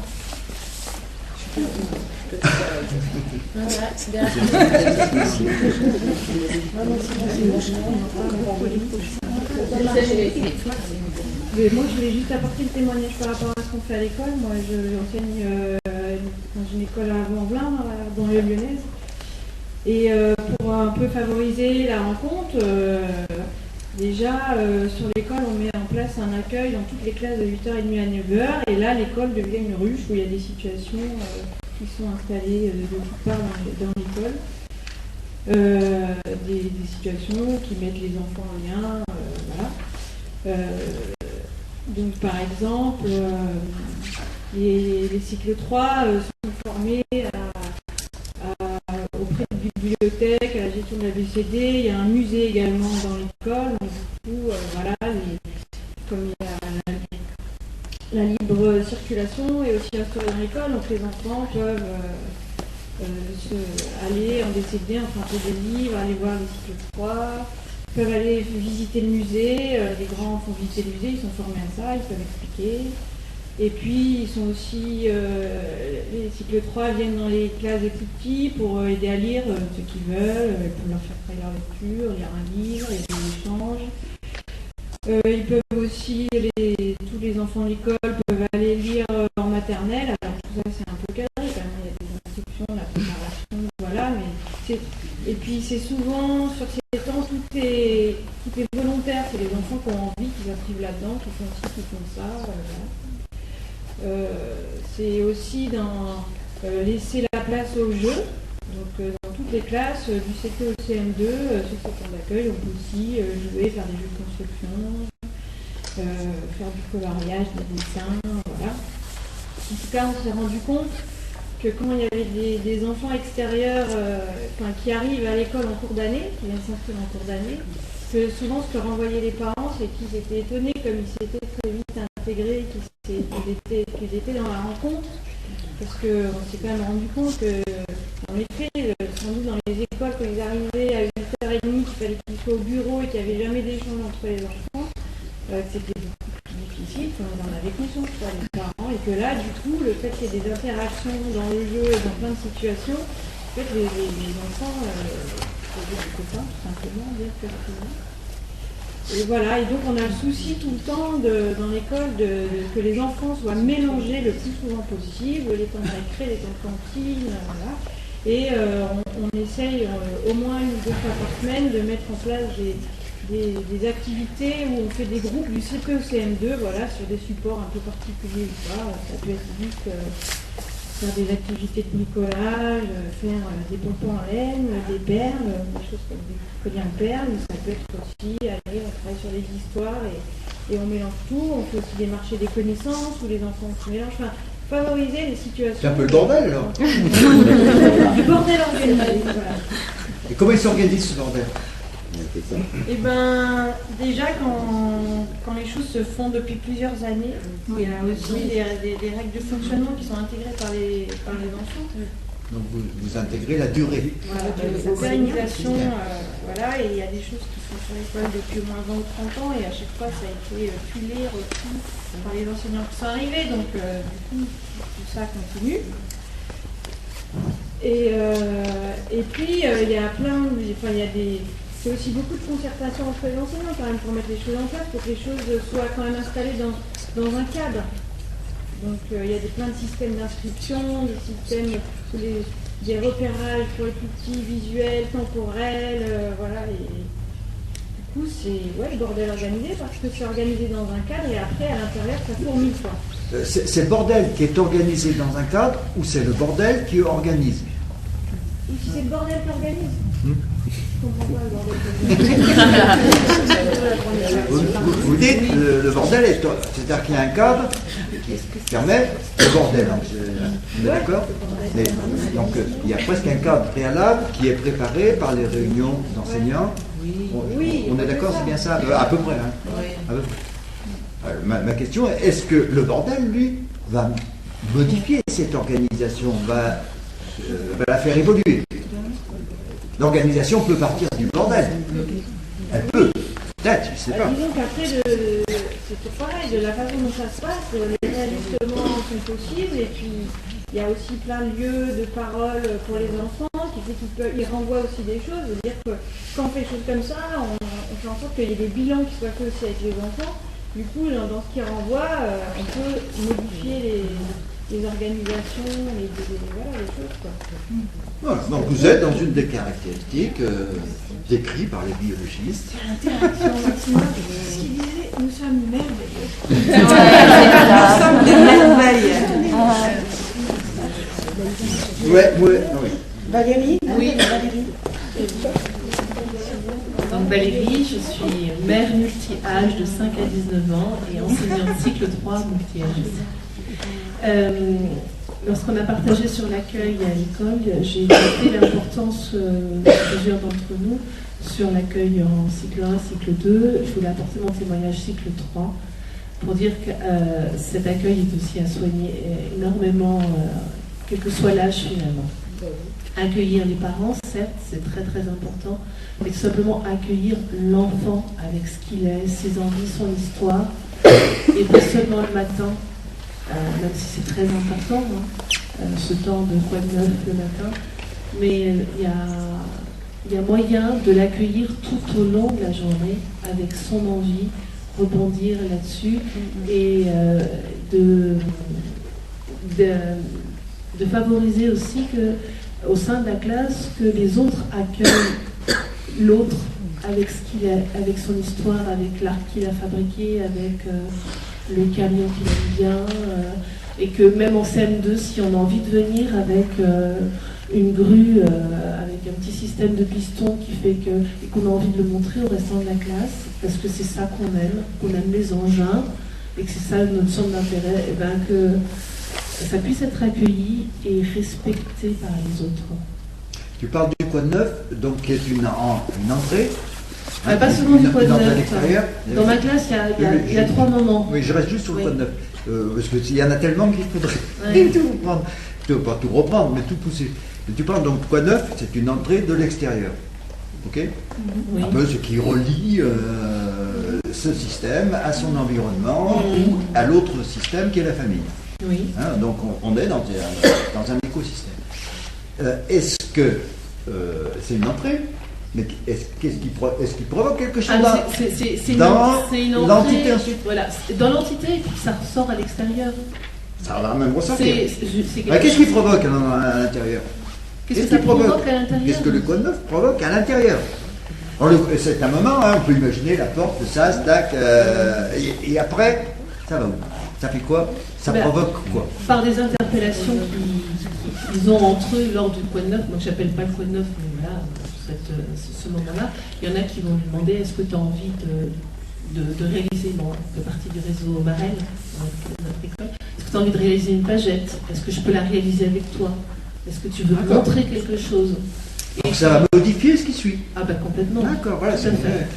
C'est pour ça que ça me semble important que ce moment ne soit pas réservé qu'au matin, mais que ce soit vraiment quelque chose qui est dans le temps. Tu parlais du temps, hein, du temps de la journée et du temps de l'année, évidemment.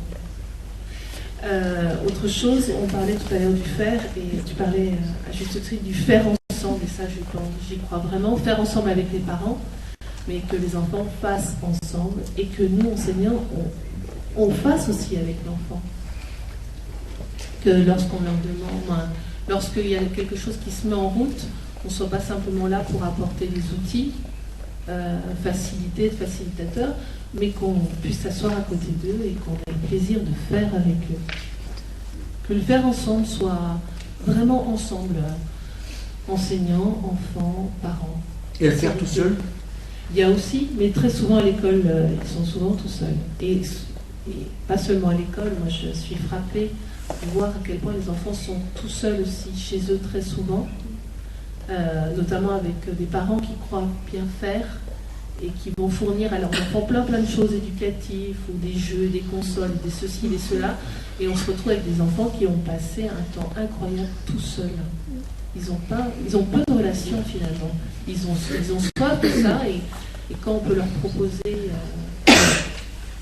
un fonctionnement où on les accueille, on est capable d'accueillir ce qu'ils sont et de réagir et de leur permettre de rebondir à partir de là, et se rendre compte que la relation les nourrit.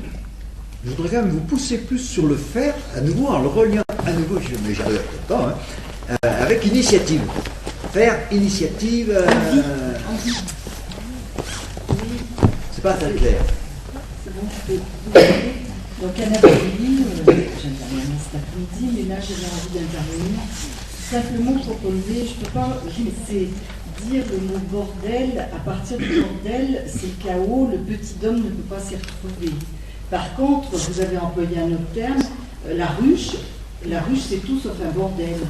Donc, chez vous, c'est certainement tellement organisé que c'est la vie, et on est bien dans un système vivant. Ce que vous, voilà, ce que vous comparez à un bordel, c'est la vie. Les gens qui arrivent à ce moment-là dans l'école, ils trouvent que c'est voilà, oui, tout à fait. Mais ça, c'est de la vie. C'est vivant. Mais la vie ne peut se montrer qu'à partir d'un cadre contenant. Et vous avez certainement un cadre. Voilà. Mais le bordel peut générer le cadre. Non. La nécessité de cadre. Non. La nécessité de cadre. Non, parce que pour des questions de sécurité. Non. Le bordel, par définition, il n'est pas organisé. Non, mais peut engendrer, j'ai pas dit que le bordel était organisé, j'ai dit le bordel peut engendrer la nécessité la nécessité d'un cadre pour garantir une sécurité. Si bordel il y a, vous aurez des accidents, vous aurez des angoisses cognitives, le morcellement, c'est absolument impossible. Vous aurez l'obligation d'instaurer un cadre. Et malheureusement, il y a confusion entre bordel et vie. Là, vous l'avez fait, mais vous avez dit ruche. Et effectivement, qui dit cadre dit pas enfermement. Ah non. Voilà. Non. Il y a bordel, vous allez être obligé de passer par l'enfermement. Voilà. Mais la ruche, c'est une grosse année qui est nourrie par les autres, qui sont ses subordonnés. Il y a une hiérarchie épouvantable. Moi, cette image, je ne vois pas du tout. Et le bordel, il est vital. Si on veut des structures autostructurantes, il faut du bordel. Enfin, Bernard, c'est un tour. Je t'aime toujours, Bernard. Tout à fait. C'est une bonne ou mauvaise organisation. C'est une organisation. Un plateforme d'organisation sur. Bon, je tente un dernier coup.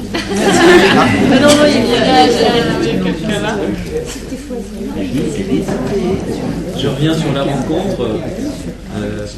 Pour moi, le système qui provoque le plus la rencontre, c'est un système de classe où les gamins peuvent prendre à un moment donné des initiatives, c'est-à-dire choisir l'activité et choisir le mode d'organisation de l'activité. Je veux travailler seul, je veux travailler en petit groupe, je veux travailler en grand groupe. Je fais mon boulot, je cherche mon matériel, je range mon matériel et un temps de restitution est prévu pour que la rencontre aboutisse aussi au lien entre ces initiatives-là et le groupe classe. Là, et après, ça fait longtemps que je... D'accord. Voilà, ce sera très bref. Je vais juste proposer de remplacer le mot bordel par envie et de voir ce que ça fait. Les envies. Alors là-bas, il y a Benjamin, je pense. Bon, c'est moi qui ai dit bordel, c'était uniquement parce que ouais, c'est le bordel. Voilà. Alors moi je veux bien revenir un peu sur le bordel, la rue, etc. Donc je suis là, j'amène à la cour, je travaille à l'école Lorca à Gros-Plain, en Suisse. Alors dans ma classe, des fois c'est un peu le bordel, des fois c'est la ruche. Alors au début de l'année, en général, je prévois un cadre contenant. Et le cadre, souvent, il est assez souple. Et puis, tant que ça se passe bien, tant que ça reste une ruche, pas trop de bordel, le cadre, il devient de plus en plus souple. Et puis, tant que ça va, il devient toujours de plus en plus souple. Il y a un peu un balance. Et puis, quand c'est trop le bordel, hop, on remet un cadre, on réfléchit, on reparle ensemble des règles qu'il faut remettre en place, quoi. Donc en fait, ce cadre contenant, des fois je prévois un peu au départ pour me rassurer, puis il y a souvent un balancier entre des moments où le cadre il vient de moins en moins, et puis après il y a la nécessité de le remettre. Donc je pense que du coup, effectivement, dans ce cadre-là où j'ai pas toujours prévu des trucs, où j'ai souvent même rien prévu pour ce que vont faire les élèves dans la journée, à part un certain nombre de choses qu'ils doivent faire obligatoirement à un moment ou à un autre, ça permet le choix et la rencontre. Donc je pense que dans ma classe, il y a pas mal de choses qui sont prévues pour les rencontres entre les enfants. Par contre, je suis beaucoup plus réac par rapport aux rencontres avec les parents, parce que pour moi c'est quelque chose qui est beaucoup plus difficile et où je suis encore au point là-dessus dans mon école en tout cas. Parce que bon, moi je trouve ça super dans l'idéal, j'aimerais bien, comme tu dis, faire venir des parents dans ma classe pour s'occuper de l'atelier menuiserie, venir faire le jardin avec moi, etc. Alors déjà les parents, quand on fait appel à eux, ils viennent pas souvent, alors il y a des contraintes matérielles, il y a certainement aussi pour certains une peur de venir à l'école, et puis quelquefois il y a pour nous aussi une difficulté à faire intervenir des parents avec lesquels on n'est pas du tout en phase sur des principes éducatifs. Et moi, il y a des parents de ma classe à qui je ne confierais pas un groupe d'élèves, parce que je n'ai pas une confiance suffisante dans justement un cadre sécurisant qui pourrait apporter. Je ne pourrais pas m'appuyer sur un certain nombre de parents pour instaurer un cadre sécure. Ou de collègues aussi. Ou de collègues, quelquefois, où il y a dans les classes, il y a les problématiques des EBS qui, quelquefois, vu le profil de recrutement, c'est compliqué aussi. Moi, l'année dernière, j'ai enfin trouvé une maman pour m'accompagner au poney sur une journée. Elle a déclenché une bagarre. Bon, c'est pas évident, quoi. Alors là, moi, je suis choqué, là. Parce que là, par ton intervention, tu prends les parents de haut là. Et moi, je trouve ça hyper choquant. Il faut faire confiance aux parents. Non, c'est un complexe. Non, c'est spécial. Ah, moi je trouve que là tu te places au-dessus et le parent il est en dessous et finalement il y comprend rien. Il parle de son vécu là. Il parle de son vécu. Laisse-le répondre. Là, ça mérite la prochaine journée. Moi, je suis garant d'un cadre sécure. Il y a des parents, je les rencontre individuellement, j'ai travaillé dans le plus grand respect avec eux, etc. Mais de leur faire intervenir auprès des élèves, pour moi, c'est de ma responsabilité aussi. Et je ne dis pas que moi, ce que je fais, c'est mieux que eux, mais je suis le garant du cadre sécure que j'essaye d'instaurer. Et si je fais intervenir d'autres adultes que moi auprès du groupe, il faut que je me retrouve sur un certain nombre de principes avec eux. Et quelquefois, d'homme à homme, d'humain à humain, je ne suis pas suffisamment en phase avec eux pour me permettre ça, pour faire cette confiance-là. On va aller au bout de la logique. Alors par exemple, si tu n'as pas les mêmes principes éducatifs avec un collègue qui est aussi instituteur, dans ce cas-là, tu ne peux pas travailler avec lui. Alors. Je ne travaillerai pas en équipe avec un collègue avec qui je suis absolument pas en phase au niveau éducatif. Ouais, mais alors ça ne va pas favoriser la rencontre aussi, c'est ça le problème. Mais effectivement, quelquefois, il y a un cadre, enfin moi, il y a des principes éducatifs qui passent avant la rencontre.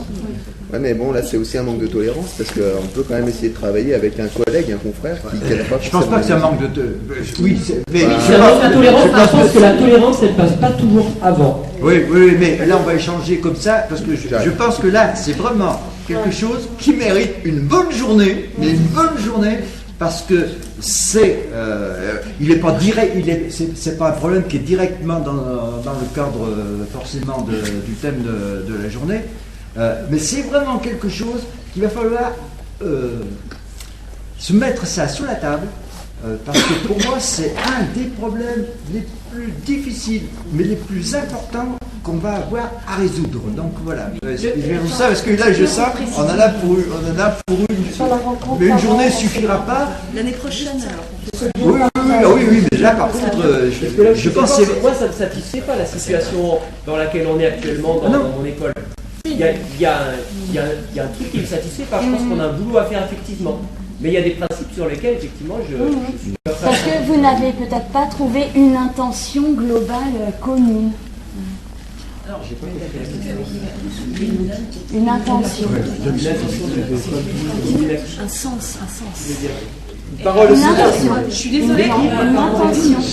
Une intention dans votre équipe, dans les personnes intervenant dans une école. Une intention commune. Si on n'a pas d'intention commune, on ne peut rien construire. C'est dans la. C'est le bordel.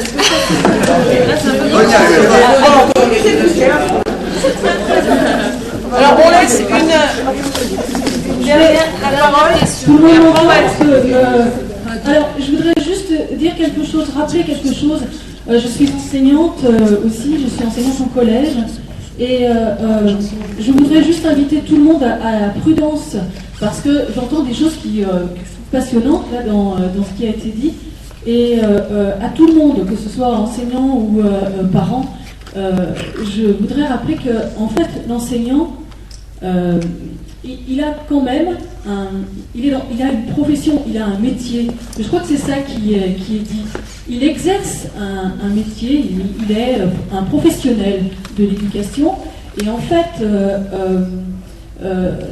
je pense que à partir du moment où les parents rentrent dans l'école, je suis tout à fait favorable à cela. Et il faut quand même rappeler qu'il y a que l'enseignant en face est censé exercer son métier, qu'il faut faire attention à la confusion. Il faut se garder d'une trop grande confusion et que chacun reste à sa place, que l'enseignant n'est pas parent.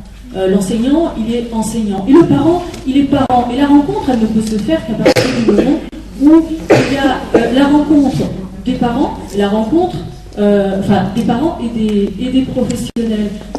On est dans une société là qui met très à mal la profession des enseignants et qui va jusqu'à leur enlever toute formation. Donc là aussi, on a face à soi des gens qui sont insécures par définition, vous voyez. Il va falloir s'arrêter parce qu'il y a d'autres conférences cet après-midi. Il faut prendre le temps de manger. Bernard, tu dois conclure. Prolonger ces échanges après sur les petits bouts de papier dont on a été. Ouais, on va. Oui, alors, bon, sauf le problème qui vient d'être évoqué, alors vous avez vraiment besoin, nous avons besoin d'une journée, mais je pense que même cette fois, c'est pas une journée, ça suffira pas. Parce que je peux vous dire qu'il va falloir qu'il y ait des remises en question, c'est-à-dire qu'il va falloir changer de paradigme. Donc, parce que tout ce que j'entends, y compris dans le mouvement Freinet, et depuis des années, reste toujours dans la même forme de pensée. À propos des parents. C'est-à-dire? Oui, ce qu'on a entendu, toi, c'est ce qu'on entend, donc je ne veux pas. Il vous faudra 2-3 jours pour travailler là-dessus. Mais vraiment travailler là-dessus, et ça, si on ne le fait pas, eh bien, vous pouvez être sûr que l'école ne changera pas. Aussi, c'est un autre problème. Alors, je voudrais simplement dire que on commence un peu à voir le système vivant. Parce qu'après, si vous vous rapprochez de la définition, eh bien, vous avez commencé à pas mal l'aborder. Sauf que vous n'avez pas entendu, à aucun moment, parce que finalement, pourquoi vous envoyez vos enfants à l'école? Pourquoi vous êtes à l'école? Mais pour apprendre à lire, écrire, calculer. Et je n'en ai pas entendu parler. De quoi? Je n'ai pas entendu parler même des apprentissages. Vaguement, le mot a été prononcé 2-3 fois, apprentissage, mais c'est tout. Alors, notre système vivant, parce qu'il faut aller plus loin, sur le point des initiatives. Si on prend le système fermé, l'école traditionnelle, c'est assez simple. Le maître sait ce que doivent faire les enfants, mais c'est très bien, pour arriver à la finalité de l'école, la finalité institutionnelle, qui est que les enfants apprennent à écrire, à compter, à calculer, gna. Ok? Donc l'initiative appartient totalement au maître, dans sa finalité à lui. Alors, si l'initiative, redonner l'initiative aux enfants. De toute façon, sans initiative, il n'y a pas de socialisation possible. Il n'y a pas de confrontation possible, il n'y a pas d'opposition possible, il n'y a pas de socialisation. Dans l'école traditionnelle, il n'y a pas de socialisation, il y a le formatage à l'obéissance. Et c'est tout. On peut discuter 100 000 ans, il n'y a rien d'autre. Donc, nous avons la finalité, j'allais dire du maître, qui lui, quand même, dit qu'il faut que les mômes apprennent à lire et à écrire. Dans l'initiative des mômes, dans le faire, c'est pas dans l'objectif d'apprendre à lire et à écrire. Quand un môme a l'initiative du faire, ça va être pour jouer, ça va être pour chanter, ça va être pour n'importe quoi. Si on n'est pas allé jusqu'au bout, comment notre système vivant, lui, va pouvoir produire ce que l'école attend, j'allais dire, du lire, de l'écrire, du mathématique, du scientifique. Là, on est dans un renversement complet à ce moment-là. Donc, on n'a pas eu le temps. Il nous faut la journée. Vous allez y revenir cet après-midi. Vous allez y revenir. Parce que on a bien senti quand même cette école, système vivant et sécure. Bon, on n'a fait que survoler parce qu'il nous a fallu beaucoup plus de temps. On a co-travaillé pendant pas mal de temps là-dessus. Et donc, c'est pour pousser. On est obligé sans arrêt de se pousser plus loin. Comme on est obligé de se pousser plus loin quand on se met à parler des parents. Quand on se met à parler, alors on n'a pas parlé de l'environnement qui pénètre, on n'a pas... Donc voilà ce que je voulais dire. C'est frustrant quoi, de de ne pas pouvoir aller encore plus loin. Mais quand même, on commence bien à voir apparaître peu à peu que, bon, un système libre. On a souvent dit, ouais, l'école, il n'y a pas de vie, il faut que l'école soit la vie. Ah oui, mais la vie, c'est quoi? On ne se pose jamais le problème jusqu'au bout. Et en ne se le posant pas jusqu'au bout, ouais, on essaie que ce soit vivant. À la fin, vivant, ça veut dire rigolo. Ça veut dire plaisant. C'est déjà pas mal. C'est déjà pas mal. C'est déjà pas mal, mais ça s'arrête là, parce qu'il faut quand même, voilà, que je vous apprenne à écrire et à compter. Je vais essayer de le faire d'une façon plaisante. Je vais essayer que ça soit ludique. Et vous voyez, l'initiative est toujours au maître. C'est lui qui a toujours le pouvoir. Or, dans un système vivant, vous n'avez aucun élément qui a un pouvoir sur les autres. Ça, la biologie, c'est quand même fantastique. Avant, c'était le cerveau le chef. Donc, on avait un roi, on a même un président, non? Il faut un chef, il faut un cerveau. Bon, en biologie, maintenant, non, c'est pas du tout ça. Il y a l'interdépendance totale, il n'y a pas un organe qui a un pouvoir supérieur aux autres. Donc, vous voyez tout ce que ça remet quand même en question. Alors, simplement dire, ouais, l'école vivante, l'école c'est la vie, il faut que l'école soit, etc., ça suffit pas. Ça suffit.